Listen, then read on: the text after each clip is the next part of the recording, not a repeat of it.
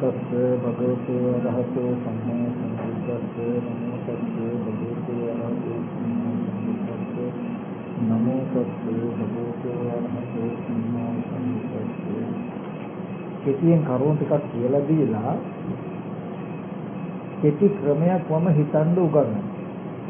කෙටි ක්‍රම. ඒ කෙටි ක්‍රමේ හිතා ඉන්නකොට කෙරෙක් සෝවාන්. ඒකම හිතා ඉන්නකොට සෝවාන් කෙනා සකදාගාමී. ඒකම හිතා ඉන්නකොට සකදාගාමී කෙනා අනාගාමී. ඒකම හිතා ඉන්නකොට අනාගාමී කෙනා රහත් වෙනවා. ඒකම හිතා හිටිට රහතන් වහන්සේට දික්ක ධම්ම සුඛ විහරණය පිණිස පවතී. හරිද? නිවන් දක්න තාක්ම ගොඩක් කරන දෙයක් නෑ මම කියන එක දෙයයි තියෙන්නේ. මේ ටික ඉගෙනගෙන කරන්න. ඉතින් මම කරුණු ටිකක් කියලා ඉවර තමයි ඒ ටික කියන්නේ.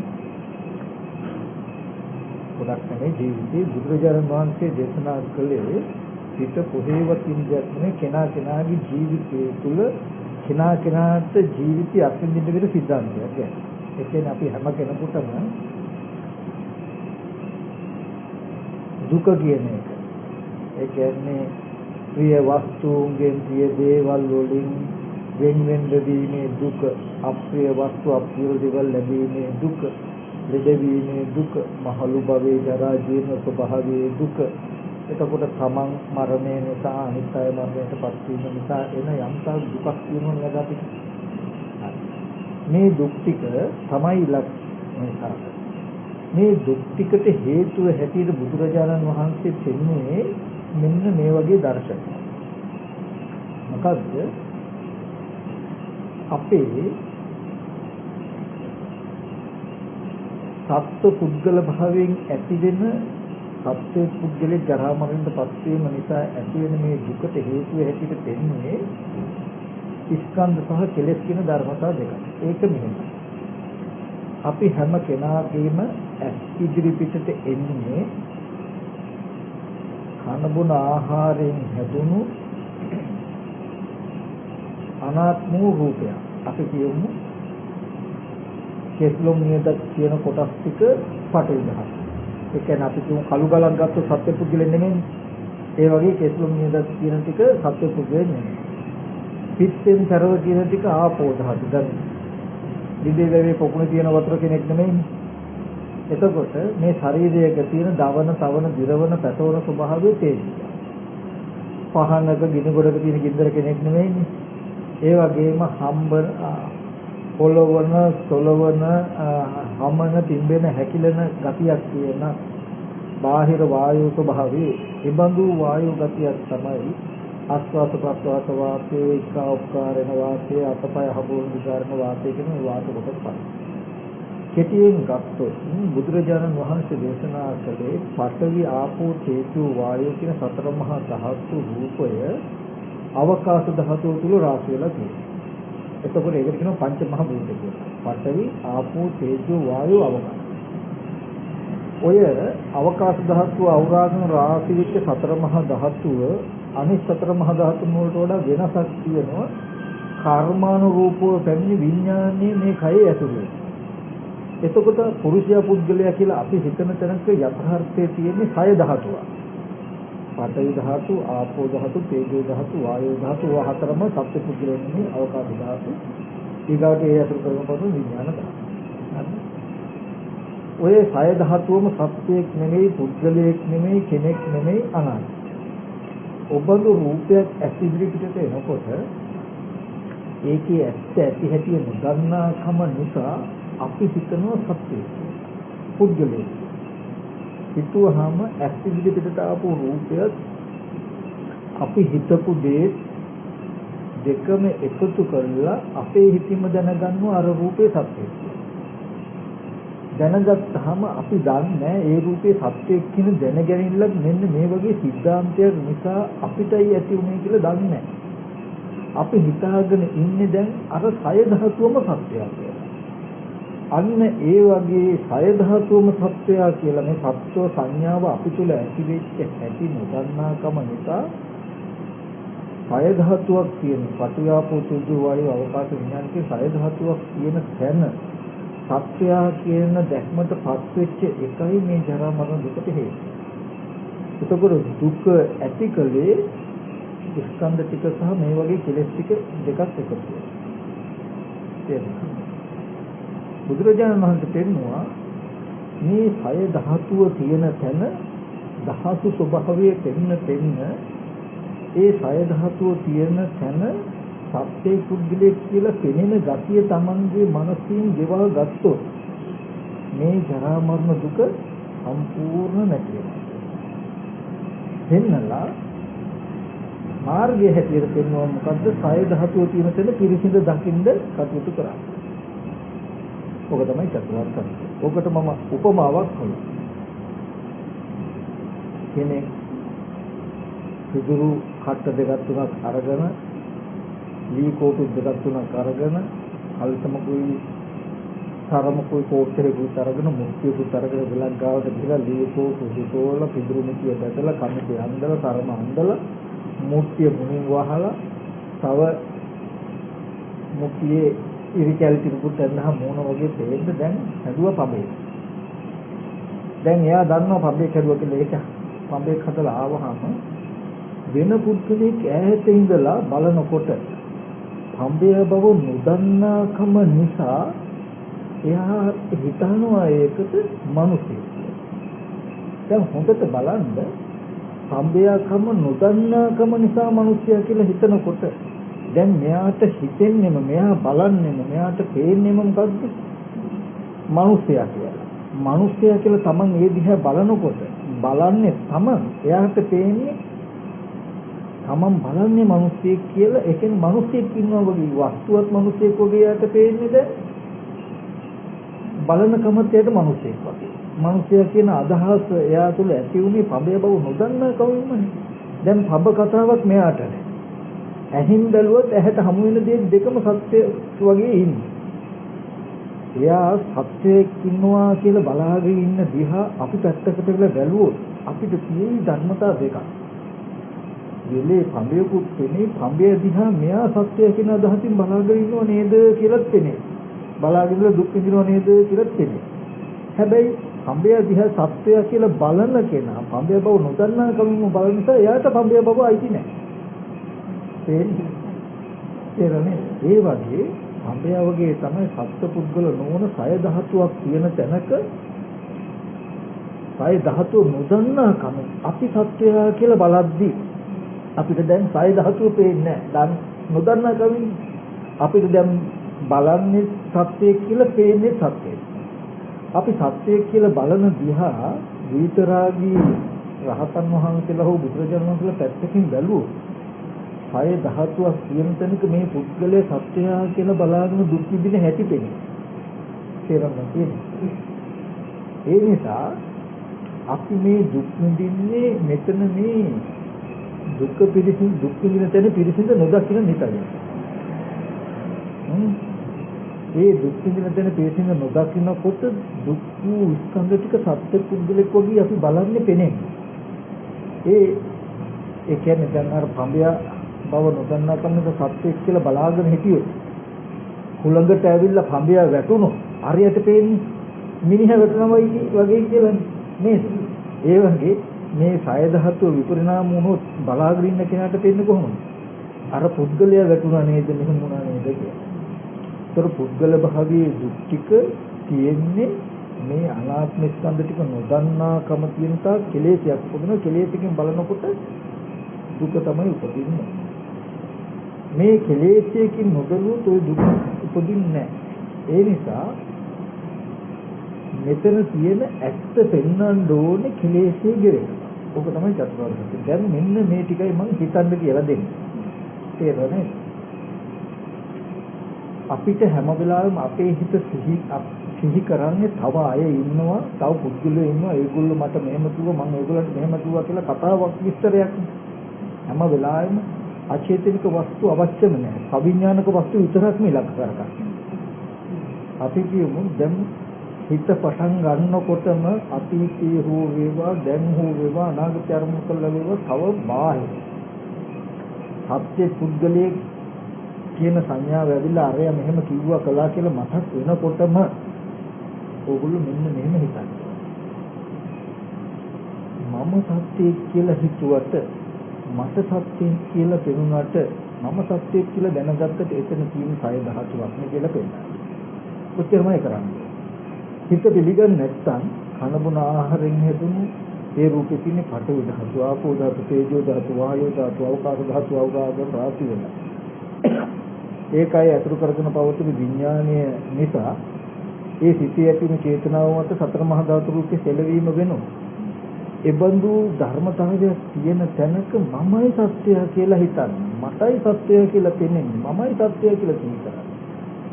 මම සත්‍යය කියලා හිතුවට එතන තියෙන්නේ මෙහෙම දෙයක් කියලා දකින්න. අසුත සුතඥයාගේ ලක්ෂණය තමයි මොකද්ද? සත්‍යය කියලා Tamante හිතෙන්නේ එතන තියෙන්නේ සත්‍යය කියලාමයි හිතන්නේ.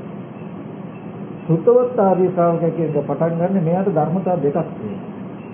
එයා දන්නවා මට සත්‍යය කියලා හිතනකොට මට සත්‍යය කියලා තේරුනොත් මෙතන තියෙන්නේ සය ධාතුව. කියන එක හැම වෙලාවෙම පෙන්නනවා. මොකද පෙන්නන්න මෙතන සය ධාතුව ඇත්ත බව ටික ටික ප්‍රකට වෙන්න මේ සය ධාතුව තියෙන තැන සත්‍යය කියන හැඟීම ටික ටික ගෙවෙනවා.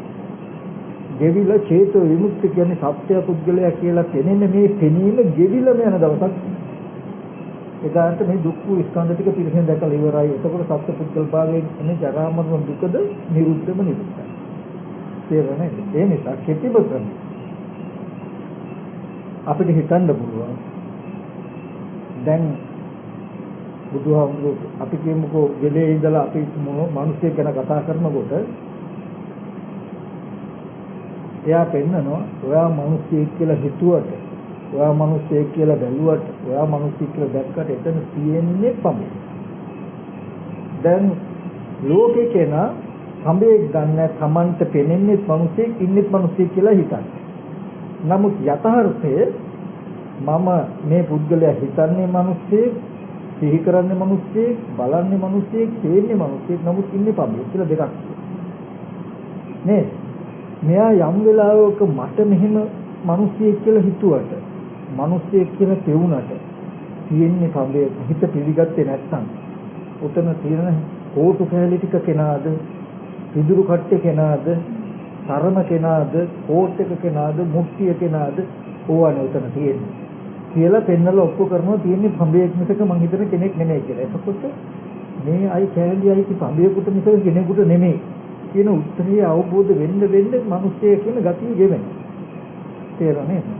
ඒ වගේ දැන් මෙහෙම ඒ කරනකොටම මල්ලි නැත්තම් අයියා කියලා සිහි වුණොත් මම මල්ලි කියලා සිහි කෙරුවට මට කෙනෙක් කියලා සිහි වුණාට එතන තියෙන්නේ පඨවි ආපෝ තේජෝ වායෝ අවකාශ කියන පංච මහ භූතත් ඒ පංච මහ භූතය අතුරු කරන විඥාන කියන සය ධාතුවක් නේද තියෙන්නේ. කියලා සත්ව පුද්ගල නොවන සය ධාතුවක් බවක් තියෙන්නේ ඒක ධාතු ස්වභාවය ඔප්පු කරලා පෙන්වන්න කායගත සතිය කොටස් අරගෙන පෙන්නනවා. එයා දන්නවා මට කෙනෙක් කියලා හිතුනට මම කෙනෙක් කියලා හිතුවට මම කෙනෙක් කියලා බැලුවට එතන තියෙන්නේ මෙහෙම දෙයක් නෙවෙයි කියලා ටික ටික ඔප්පු කරලා පෙන්නනවා. වෙනද වගේ කෙනෙක් කියලා බලනකොට ඒක ඇත්තම වෙලා කෙනෙක්මයි කියලා බලලා හිතන්න ඉඩ දෙන්නේ නැහැ. කාලයක් යනකොට හොඳට තේරෙනවා එහෙනම් සය ධාතුවක් තියෙන තැනක ඒක කෙනෙක් කියන අදහස ඇති කරගෙන මම හිතලා නේද තියෙන්නේ හිත ගෙහෙතටපත් වෙනකම් කිලුට වෙනකම් කියලා දැන් තමන්ටම කලකිරීමක් ඇති වෙන දවසක් තියෙන කියන අනාත්ම ධර්මතාවයක් අරන්නේ තමන් පුද්ගල භාවයක් උපදවගෙන තමන්මයි හිතලා තමන්මයි දුක උපදවාගෙන දුක් විඳලා තියෙන්නේ කියන නුවණක් එනවා. සමතකමතහනකින් හිත වඩනවා සිහි වෙන සත්පුද්ගල භාවයට සිහි වෙන හැම වෙලාවෙම යද්දීදී තමන්ට කරන්න පුළුවන්. සත්‍ය පුද්ගලයෝ තේනකොට මට මෙහෙම કોઈ පඹය උපමාව සිහි කරගන්න. මට මෙහෙම පෙවුනට මට කෙනෙක් කියලා පෙවුනට මම කෙනෙක් කියලා දැක්කට තියෙන්නේ මෙහෙම දෙයක්. හොඳට පෙන්නනවා. තමන්ට සහේතුක ඇත්තටම විමසුවොත් අපි කවුරුත් කියනවා මේ ශරීරයක තියෙන්නේ පඨවි ආපෝ තේජෝ වායෝ කියන සතර මහා ධාතුව කියන එක අපි පිළිගන්නවා. නමුත් පස්සේ ඒ සතර මහා ධාතු රූපේ විපරිණාම වෙනකොට අපිම අම්මා මරනවා, තාත්තා මරනවා, අයියා මරනවා කියලා පුද්ගල භාවයෙන් හඬනවා. තියෙන්නේ සතර මහා ධාතුයි කියලා අපිමත් දන්නවා, අපිමත් පිළිගන්නවා, අපිමත් පුද්ගල භාවයෙන් හඬනවනම් මේ ධර්මතා දෙකක් නේ. මේක උනේ කොහොමද? කියලා Tamanටම ඔප්පු කරලා පෙන්නන්න පුළුවන් නේද? දැන් අපිම භෞතික තත්ත්වයේ විශ්ලේෂණය කළොත් කයක තියෙන අහුවෙනවා මොකද්ද? පඨවි ආපෝ තේජෝ වායු කියලා. ඊට පස්සේ ඒ කය දිහා බලාගෙනම ඒ ධාතු හතර විපරිණාම වුණාම ඒ දිහා බලාගෙනම අපි අඬනවා කොහොමද? අනේ මල්ලි මරුණා, දරුවා මරුණා, තාත්තා මරුණා කියලා අඬනවානේ.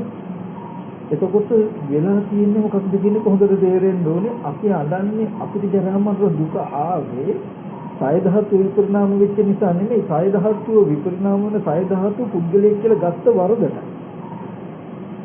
ඊගොල්ලෝ හොඳට මතක තබා ගන්න ඕන කම්බය බව නොදන්නා කම නිසා මිනිසයා කියන අදහසක් ඇති වෙච්ච సంతානයට කම්බය බව නොදකීමෙන් හටගත්තේ.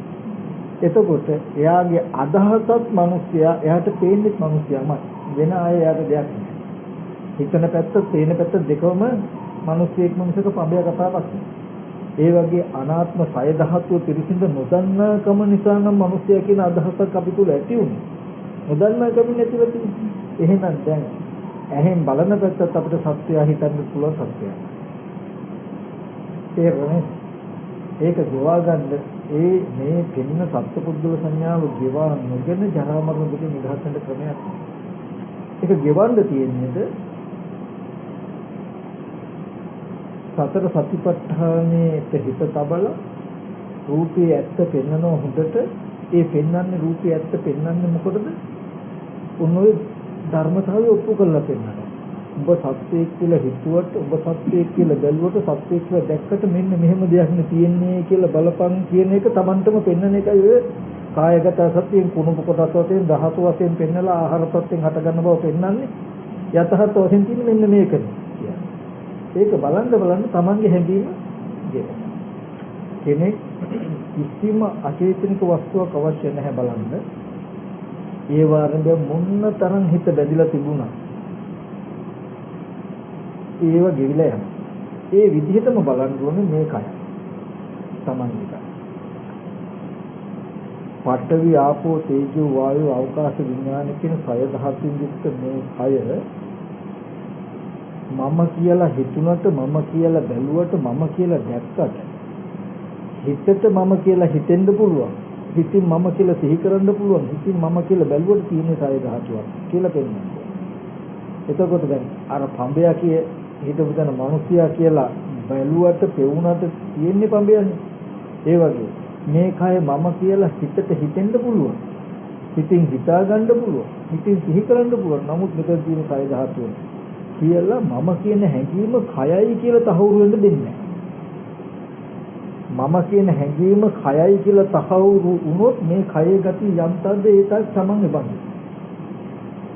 ඇහැ නැත්තේ මගේ, කන නැත්තේ මගේ, කකුල නැත්තේ මගේ කියන්න වෙනවා. ඇයි? කය කැඩෙන බිඳෙන කය. ඒක මම වුණාම සමන් කැඩෙන බිඳෙන කෙනෙක්.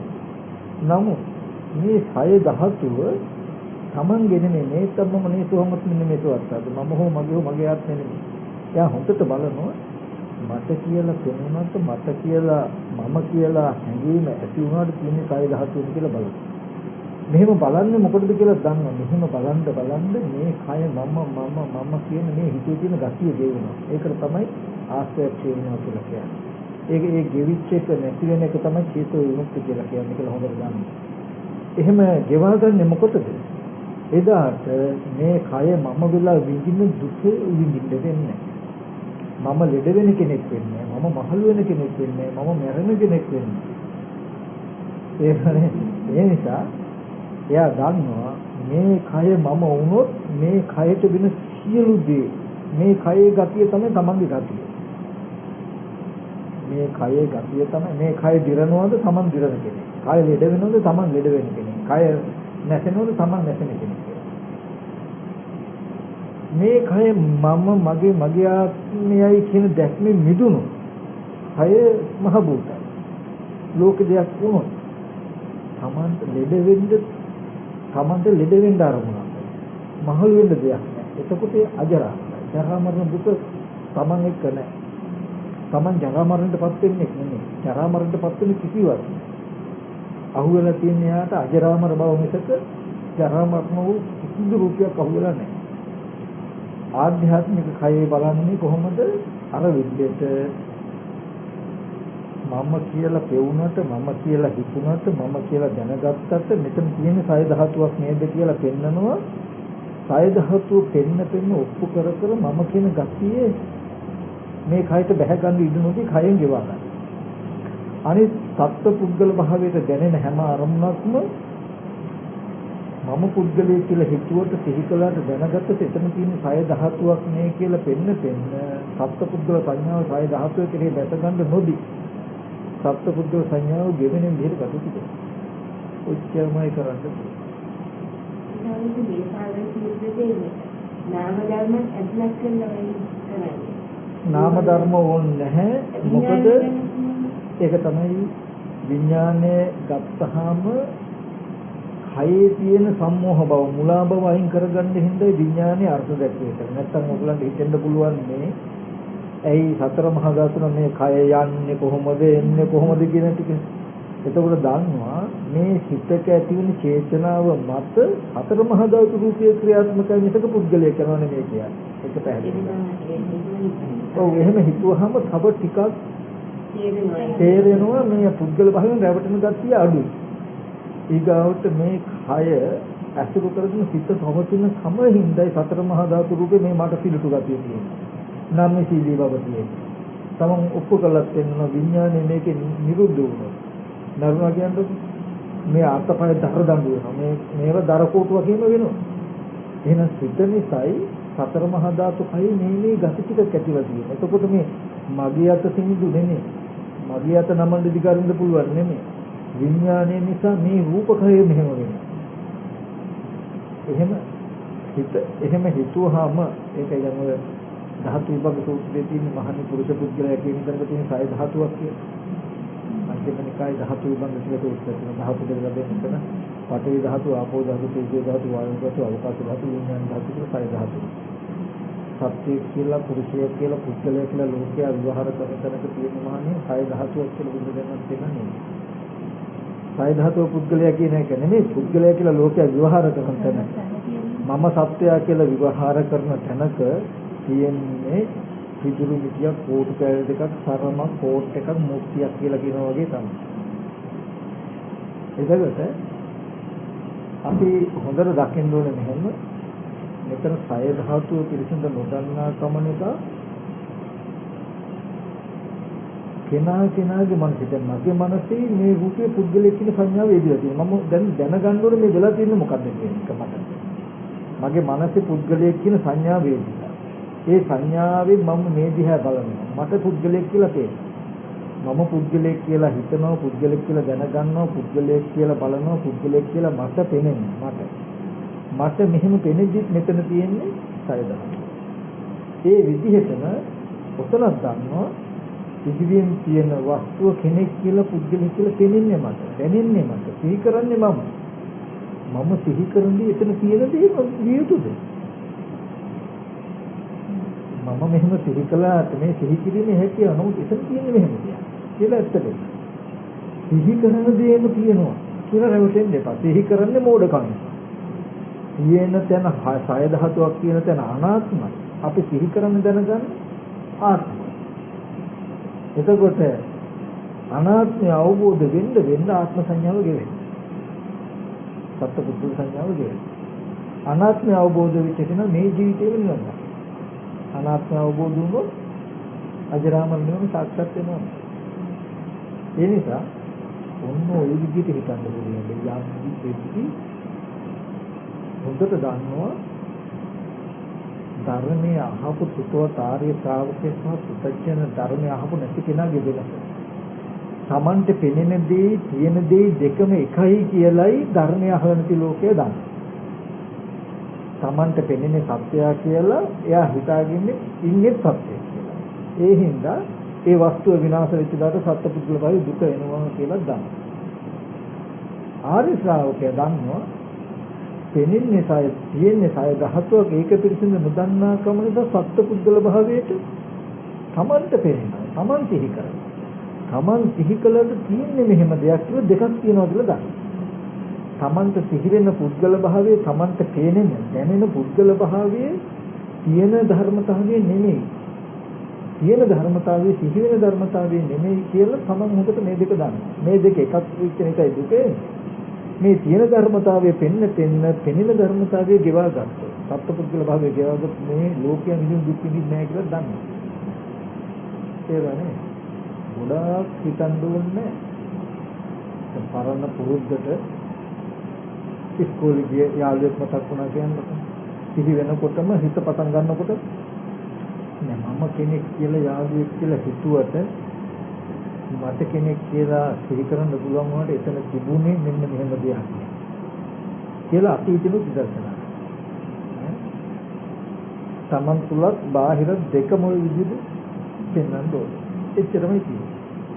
මග සුතේ සත්‍ය බුද්ධිල කියලා මිනිස්සු හම්බ වෙද්දී ඒ තඹ උපමාව සිහි කරගන්න. සය ධාතුව පිළිසිඳ නොදන්නාකම නිසා සත්‍ය පුද්ගලයෝ ඉන්නේ කියලා මට නේද පේන්නේ. මම නේද බලන්නේ. හැම වෙලාවෙම මටයි ලෝකෙ මෙහෙම පේන්නේ. කෙනාටයි. නමුත් මට පෙනෙන දේ ඇස් ඉදිරි පිට ආපු වස්තුවේ සැබෑම තත්ත්වය. සැබෑම සත්‍යය තියෙන්නේ මෙන්න මේකයි. සැබෑ මට පෙනෙන හැටි නෙමෙයි බුදුහාමුදුරුවෝ පෙන්නේ. මාම මොන විදිහට පෙවුණත් මොන විදිහට දැනගත්තත් මට ඇස් ඉදිරි පෙනෙන වස්තුවක පවතින සැබෑම ස්වභාවය පෙන්වන එකටයි දකින්න කරේ ප්‍රයෝජන සම්මාදිට්ඨිය. ආර්ය අෂ්ටාංග මාර්ගයේ ආරම්භය කියන්නේ සම්මාදිට්ඨිය කියලා කියන්නේ ඌදී ඌ විදිහට දකින්න. සම්බය වූ තැන සම්බය බව දකින්න බැයි නම් ඒ විදිහට දකින්න විදිහට හිතන්න. ඉතල යෝනිසෝමනසිකාරය කරන්නේ. එහෙම හිතනකොට ඒක ඇත්ත. බොරුව අඩු වෙනවා, ගෙවෙනවා. එහෙම කරන්න මේ ආත්ම සංඥාව ගෙවෙනවා. එයාට තමන්ගේ කයත් කමතහනක් මේ හැම තැනකම තියෙන කමතහනක්. වැඩකුත් එයාට. මොකද එයා දන්නවා සය ධාතුව සත්‍ය පුද්ගලයෙක් වෙලා පෙනෙන මේ මට්ටමටයි ජරා මරණ දුක හිමි ජරා මරණ දුකට තව නම පංච උපාදානස්කන්ධ දුක්ඛ. ඉලක්කන මේ මට්ටම මේ පෙනෙන මට්ටම තියෙන තාක් දුකෙන් නිදහස් වෙන්න බෑ. දුකට හේතුව මේ සය ධාතුව සත්‍ය පුද්ගල කියලා දකින්නකම නේද කියලා දන්නවා. දුක්ඛ නිරෝධයක් දන්නවා. මේ සය ධාතුව සත්‍ය පුද්ගලයෙක් කියලා නොගත්තොත් නොදැක්කොත් මම කියලා නොගත්තොත් නොදැක්කොත් මේ සකාමතුන් දුක් විඳින්න වෙන්නේ නැහැ කියලා දන්නවා. දුක්ඛ නිරෝධ ගාමී ප්‍රතිපදාවක් ගන්නවා. සය ධාතුවක අනිත්‍ය දුක්ඛ අනාත්ම ස්කන්ධයන් ස්කන්ධ ටික පෙන්න සත්‍ය කුජලෙක ඉන්නවා කියලා තියෙන මානසික ගතිය ගෙවාගත යුතුයි.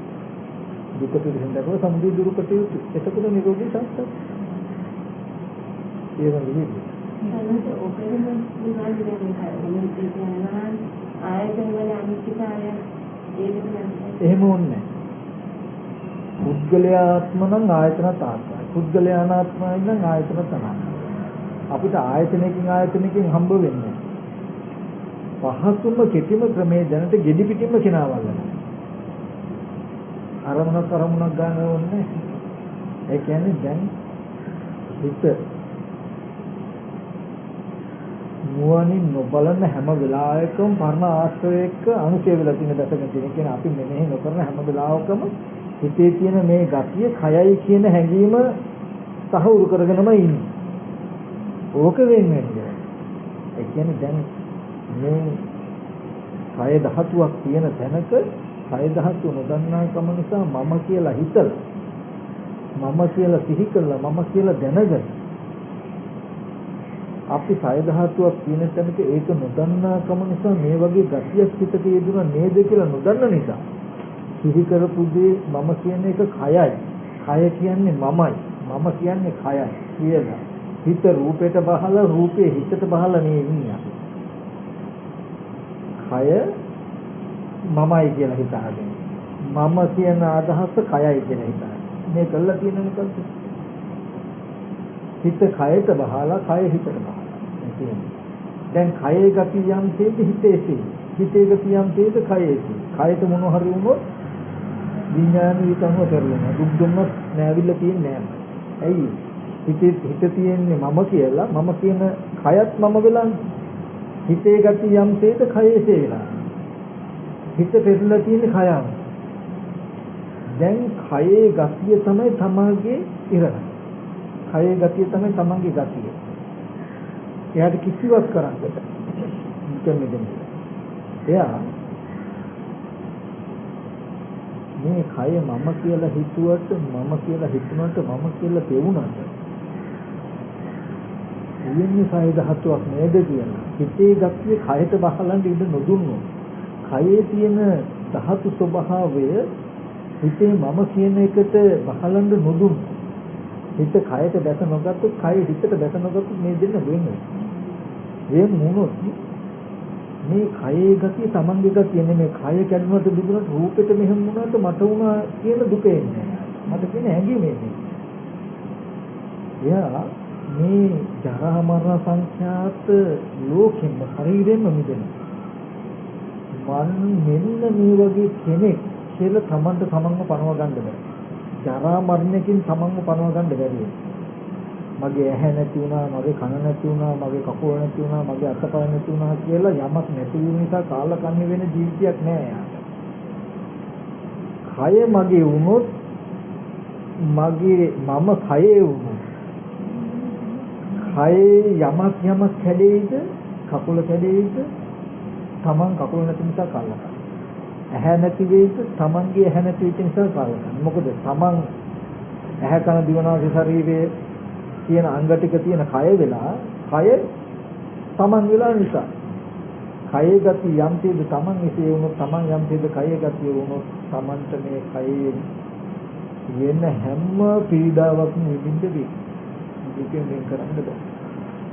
දුක මම කියලා මේ කය දුක කය මම කියලා මගේ කියලා මගේ ආත්මය කියලා ගත්තොත් එයා ගත්ත දුකයි. මේ කය දිරනවා. කය ලෙඩ වෙනවා. කය අබල දුබල වෙනවා. ඒ කය මම කියලා ගත්තොත් එයා ලෙඩ වෙන කෙනෙක්, එයා මහලු වෙන කෙනෙක්, එයා මරණ කෙනෙක්. ලෙඩ වෙන, දිරන, නැසෙන කය මම කියලා මගේ කියලා මගේ ආත්මය කියලා ගත්තේ නැත්නම් මිදුණු ජරා මරණයෙන් තරමින් මිදුණා කෙනෙක්. එයා මිදිලා. එයා අජරාමරයි. මම ලෙඩ වෙනවා, ලෙඩ මේ වෙලා නේද? මම දැන් මහලු නේද කියලා සංඥා නැහැ එයාට. රූපේ හිතේ ඒ රූපේ මම නෙමෙයි. ඒ හිත මම ඉඳ විලානේ මම දැන් වයසන්නේ කියලා දුක් විඳින්න තරම් එයාට මමෙක් නෑ. මම කයකින් තීරණය කරන්නේ. එතන මෙනෙහි කිරීමේ දොර නිෂ්ඨාවටපත් වුණා කියන්නේ රහත් වුණා. ඒ දර්ශනයේ හුරුකට කළ නිසානේ හුරු උනේ. එයා කලම රහත් වෙන්න කලම සුවසුම්මසක් විඳින මේ කයෙන් ටික ටික තමන් වෙන වෙනව දැකලා ඒක මෙහා ටිකෙන් ටික මේ මමම වෙන්නේ යාට උරුම වෙන්නේ මේ කය එහෙම පීඩා විඳින්නේ දාහය ඇති වෙන්නේ අනේ මට මෙහෙම වෙලා නේද කියලා. නමුත් තාම අනුශය වෙනවා මම කියන හැඟීම තියෙනවා. මම වෙන්නේ කියන හැඟීම තිබුණාට මේ කයට බහලන්න දෙන්න හැම වෙලේම ආවරණය කරනවා. පුළුවන් තරම් මම කියන හැඟීම මේ කයට සාධාරණීකරණය වෙන්න දුන්නොත් දුක වළක්වන්න බෑමයි කියලා එයා දන්නවා. ඒ හින්දා මේ කය ධාතුවක් තියෙන බව අප්‍රමාදීව ටික ටික පෙන්වනවා. මොකටද මම කියන සංඥාව කෙලෙසේ කයට බහලන්න බැරි වෙන්න, බැසගන්න බැරි වෙන්න. මට මෙහෙම තෝරනට හිතට මෙහෙම දැනුණාට හිතට මෙහෙම තේරුණාට මෙතන තියෙන්නේ කය ධාතුවක් කියලා. මේ ශරීරයේ හබ බලනවා, හුතු බලනවා මේ කය ධාතුවේ කුණු වෙන වැగిරෙන බැඳෙන ස්වභාවය නේද මේ කය ධාතුවේ තියෙන්නේ. ඒබඳු දේ මම කියනකම් මම කබ ගලන කෙනෙක්, හුතු ගලන කෙනෙක්, කුණුතෙල ගලන කෙනෙක්, අසුචි ගලන කෙනෙක්, මුත්‍රාන් කරන කෙනෙක්, කමන් අසුභය ස්වභාවකටදී ආත්ම භාවයක් නම් ඒකටම නින්දාකට යුතු නේද Tamanට කියලා. ඒ වගේ තමන් මෙහෙම තැනක කෙනෙක් මෙහෙම කෙනෙක් කියලා පනවන්න ඕනේ. කය තමන් වුණොත් කය මෙහෙම එකක් නෙවෙයි, උඹේ ගතිය මෙහෙමයි. කය මේ වගේ ආධින වලටපත් වෙන ඒ කය උඹ නම් උඹේ ගතිය උඹයි. කෙනාගේ ගතිය තමන්ටම තීරණය කළ හැකියි. මම ජරා මරණ ශෝක පරිදේව දුක්ඛ දෝමනස්ස උපායාසයන්ට උරුම කෙනෙක් වෙනවා මේ කය අයිති වුණොත් කයේ බඳු දෙයක් නිසා කියලා තේන්නේ. කය මම වෙන්න, මගේ වෙන්න, මගේ ආත්ම වෙන්න නොදුන්නොත් මම කුණු ගොඩේ වෙච්ච කෙනෙක් නෙමෙයි. මම ජරා මරණයෙන් වෙච්ච කෙනෙක් නෙමෙයි. මම රෝග පීඩාදී වෙච්ච කෙනෙක් නෙමෙයි. රෝගයෙන් මිදුණු, ජරා මරණයෙන් මිදුණු කුණුකෙන් මිදිච්ච කෙනෙක්. ආතන් වහන්සේ කියලා කියන්නේ සියලු දුකෙන්ම මිදිච්ච කෙනෙක්. කයෙන් මිදුණු සියලු දුකෙන් මිදෙනවා. ඒ නිසා හැබැයි නිදෙන්නේ මෙහෙම පෙන්න හිතියොත් තමයි. එහෙම නොපෙන්න හැම වෙලාවෙම හිතේ තියෙන මේ ගතිය බැස ගන්න. හොඳටම මතක තබා ගන්න ඕනේ බාහිරත් එහෙම. බාහිර සත්පුද්ගල භාවයට පේනවා කියන ජරා මරණ දුක. සත්පුද්ගල සංඥාව බාහිර සය ධාතුවට බැසගත්තොත් සය ධාතුව සත්පුද්ගල සංඥාවට බැසගත්තොත් කය හිතට බැහැලුවොත් හිත කයට බැහැලුවොත් සත්පුද්ගලේන ජරා මරණ දුක් නිමින්න වෙනවා. ඒ හින්දා සත්පුද්ගල සංඥාව සය ධාතුවට බැසගන්න බැරි වෙන්නේ. සය ධාතුව සත්පුද්ගල සංඥාවට බහලන්න බැරි වෙන්නේ. දෙක වෙන විදිහට පේනවා. උපාදානමයි මේ තමයි. දැන් අපි දැන් ඉන්නේ භාවනා නිමිතිකන්නේ දැන් ඉස්සෙල්ලා නිකන් ඉඳලාද කොයි දෙයක් හිතනවා. ඒකමයි භාවනාව. ඒකමයි භාවනා ඒ දෙකේ මොකද ඒ භාවනා කරන්නේ ඒකයි. භාවනාව කියලා අද අපි අඳුරගෙන තියෙන දේට නිසක ඕක පරස්පරතාවයක් කියන්නේ. භාවනාව කියලා අද අපි හඳුරගෙන ඉඳගෙන ඉන්නවා කියලා කරන එකක්. නමුත් ගතේ පිටේ නිසින්නේ සුත්තේ ජාගෘතේ භාසිතේ තුන්වෙනි භාවයේ සම්පජානකාරියෝ ඉඳගෙන ඉන්නවා නම් හිතගෙන ඉන්නවා නම් ඇවිදිනවා නම් නිදා ගන්නවා නම් නිදි දුරු කරනවා නම් එතකොට වැඩ කටයුතු කරද්දී සිහිනුවණින් කරන්න කියන එකයි කියන්නේ. ඕක තමයි සිහිය. සම්මා දිට්ඨියට සිහියයි සම්මා දිට්ඨියට නුවණයි. ඇත්ත ඇති හැටි මේ දකින්න සිහියයි ඇත්ත ඇති හැටියට නුවණයි. ওই විදිහට බල බල ඉන්නෝන අමුතුන් සමතකම තහනක් කියලා එකක් හෝ භාවනාව කියලා එකක් නෑ. යා භාවනා නොකරන වෙලාවක් නෑ. හැම වෙලාවෙම භාවනා කරන්නේ. හැබැයි ඒ දර්ශනයට උපකාරයක් ටික එක තැනක ඉඳගෙන චිත්ත සමුතිය ඇති වෙන යමක් කරන්න පුළුවන්. ඒක උපකාරක ධර්මයක්. හැබැයි ඒක නොකලත් ප්‍රශ්නයක් නෑ. මේ විදිහට හිතන කෙනාට ආශ්‍රය වෙනවා. අර වේගවත්කම ගතියනවා අර විදිහට සම්මතියක උපකාරයක් තිබෙනවා. මේ අපි ඔය නිහිර යමක් කරන එකේ අතිනිමිත්තේ ඉතිරියන් කියන එකයි දෙකම එකමයි. සත්‍ය නිමිත්තෙන් කරන්නේ චිත්ත සමතිය පැත්තට බරයි චිත්ත සමතියයි. සිහිය කියන්නේ ඇත්ත ඇති හැටි දකින්න සිහිය. අපි කරන්නේ වැඩගන්න සිහිය කියන්නේ පාන් කපනවා පාන් කපනවා කියන්නේ පාන් කපන එක ගැන නෙවෙයි. එතකොට තියෙන්නත් ඕනේ යථාර්ථයටයි සිහිය. පාන් කපනවා කියන එක නෙමෙයි. අපි කියන්නේ අතට අහු වෙන තැනක අපි කියමු අත කියන එක අතට අහු වෙන තැන මේක පට කියන එක. මේ ඇස් ඉදිරි පිටට තියෙන වස්තුවේ සය ධාතුව බව ප්‍රකට කරගන්න හැම වෙලාවෙම තමන් උදව් කරන්න ඕනේ. සිහිය කියලා ගත්තොත් ඒකේ අතට අහු වෙනකොට මේ කටු ස්වභාවය නේද ඇත්ත නේද මේ හැම තැනකම තියෙන පටවිය කියන එක. කියලා පාන් පැත්ත ගත්තොත් පටවිය නේද. ඒක පාන් එකක් ඒ පාන් කියන්නේ අපි දාපුනමත් ඇත්තට අපි දකින්න වර්ණයක් ඉතින් පාන් විදියක් නෙමෙයි කියලා. පාන් කියන එක අර රාත්‍රියේ අනවල පාන් විදියක්. එතකොට දැනට එහෙම අවශ්‍යයක් නැහැ. එක අරමුණක් ගන්න යන්න ගියොත් ඕගලන්ට ලොකු වෙහෙසක්. පාන් පෙට්ට කපලා පීචේ කියනනම් පීචේ කියලා බලන්නේ. ඒක අරගෙන හැන්දක හොදු දෙලන්න ගත්තොත් හැන්ද බලන්නත් ඕගලන්ට එක විනාඩි 5යි කරන්න පිස්සුත් ඇති. ඒ හින්දායි වැඩ කටයුතු කරනකොට එකක් ගන්න මෙනෙහි කිරීමට පිළිස වෙන නිසා ඒ වෙලාවේදී විවිධත්වයකටපත් වෙන්න නොදී සමතකමට හනක හිත පිහිටුවාගෙන මේ කටයුතු කරන සත්‍ය නිමිති හිත පිහිටුවාගෙන ගොඩක් බයින සුළුසත්‍ය නිදුක්ව නිරෝධ සුවපත්තියට අලුතෙන් ආශ්‍රය ඇති වෙන්නේ නැති විදිහට වැඩ කටයුතු කරනවා. දැන් අලුතෙන් කෙලෙස් එන්නේ නැහැ. මෙතන සමාධියට ඇති වෙන ධර්මතාවයක ඉඳගෙන වැඩ කළා. වැඩ කටයුතු අඩු වෙච්ච වෙලාව නැත්තම් එහෙම කරා පාන් කපනකොට යන්නත් කෙනෙක් සිහි වුණොත් කරන වැඩේ කරන ගමන් සිහිවෙච්ච අරමුණ නුවණින් මෙනෙහි කර කරනවා. දරුවට පාන් ටික කපලා දෙන්න ඕනේ ඉක්මනට කියනකොට අම්ම දරුවා කියලා හිතුවට දරුවා කියලා බැලුවට එතන තියෙන එහෙම දෙයක් නේ කියලායි පාන් ටික කපන්නේ. හරි. ළමයා ඉස්කෝලේ යවන්න ඕනේ කියලා හිතුණා. හිත හිතයි දැන් උයන්නේ. ළමයි ඉස්කෝලේ යවන්න ඕනේ කියලා හිත හිත උයනකොට උයන ගාම මම ළමයි ඉස්කෝලේ යවන්න ඕනේ කියලා හිතුවට මම ළමයි කියලා හිතුවට ළමයි කියලා මට තේරුණාට එතන කියන්නේ මෙහෙම කියලා අරක මෙනෙහි කර කර මේ වැඩෙත් කරනවා.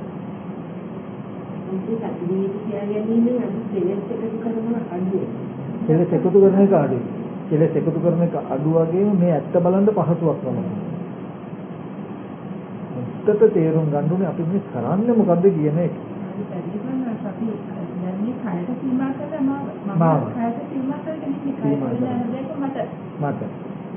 ඒ තාක් දුක් අම්මට එතකොට යම් වෙලාවක මේ සය ධාතුව පිරිසෙන් දැකලා අවසන් වෙනවා කියන්නේ දුක පිරිසෙන් දැක්කෝ සමුදය දුරු වෙනවා කියන්නේ මේකයි අම්මා කියලා පෙනෙන ගතිය මනසෙන් ගෙවිලා.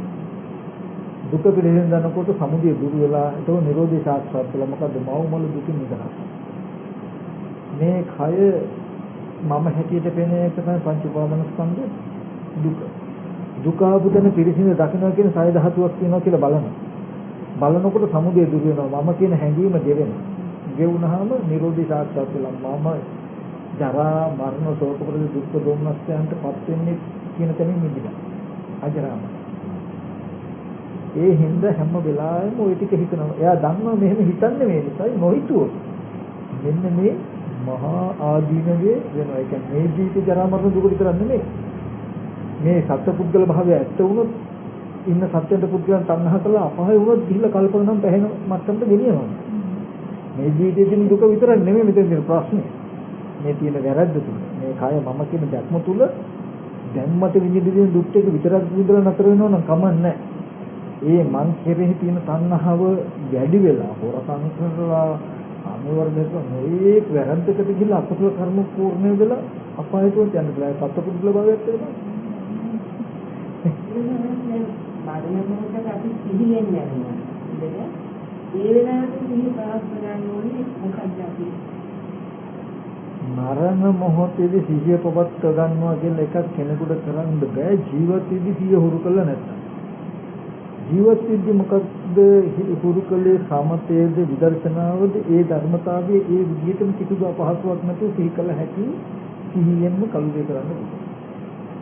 සිහියෙන්ම කල්පේ කරනවා කියන එක එන්නේ අකුසල විතරකයක් බැරි වෙලා හරි සිහි වුණොත් නෑ මේක අකුසලයක් මේක මේ වෙලාවේ සිහි කරන්න හොඳ නෑ කියලා දැන දැකම කුසල විතරකයක් තුල ඉඳ හෝ උපදින විතරකයේ ඇත්ත බලන්න හෝ පුළුවන්කම එන එකටයි සිහියෙන් කල්පේ කරනවා කියලා කියන්නේ.